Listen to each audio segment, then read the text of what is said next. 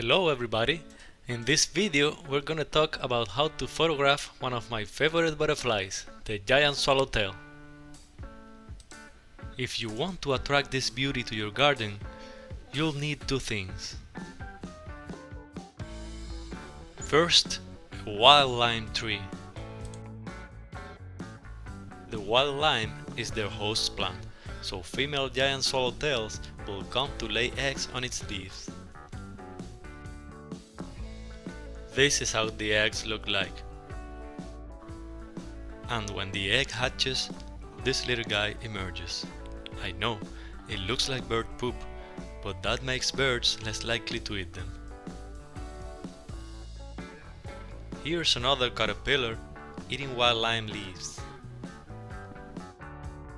When they are finally ready to change into a chrysalis, they hang from a stem and spin a silk thread around their body.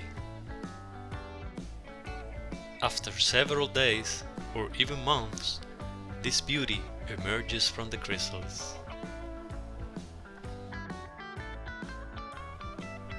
The second thing you'll need is nectar flowers. This giant swallowtail seems to love the red pentas in my garden. But let's get to the photography stuff.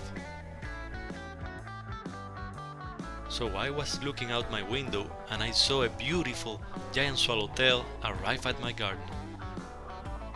I quickly grabbed my camera and ran outside.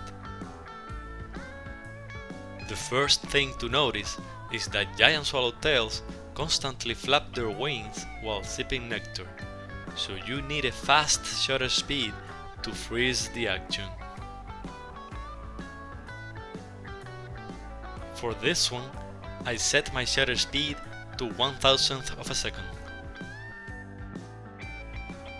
Then I want to get a nice blurry background, but also get as much of the butterfly in focus as possible. Since this is a big butterfly, choosing the maximum aperture will probably leave many parts of the butterfly out of focus, so I selected f7.1 for this situation. Now the ISO, I'll set it as Auto ISO, and the drive mode as high speed continuous shooting, in order to get as many shots as possible. I approach the butterfly as slowly and smoothly as possible, as any sudden movements can scare it away.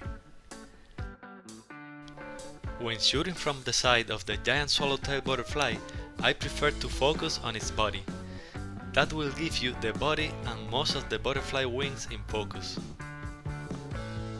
It's also important to shoot perpendicular to the body and the closed wings of the butterfly to maximize focus. Although I recommend using a macro lens for butterfly photography, for this particular photo shoot I used the Canon Rebel T7i with the inexpensive 55 to 250 mm zoom lens. Here are the results.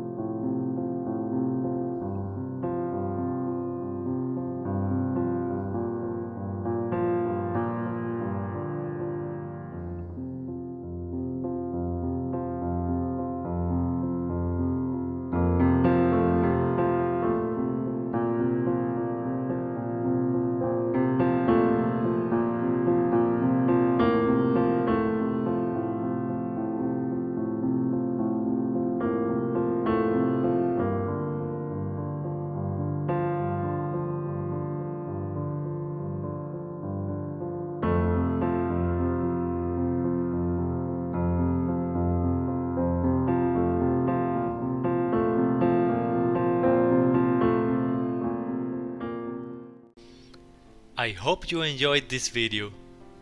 If you have any questions, please leave a comment below and do subscribe if you like this content. Thank you so much for watching. and I'll see you in the next video.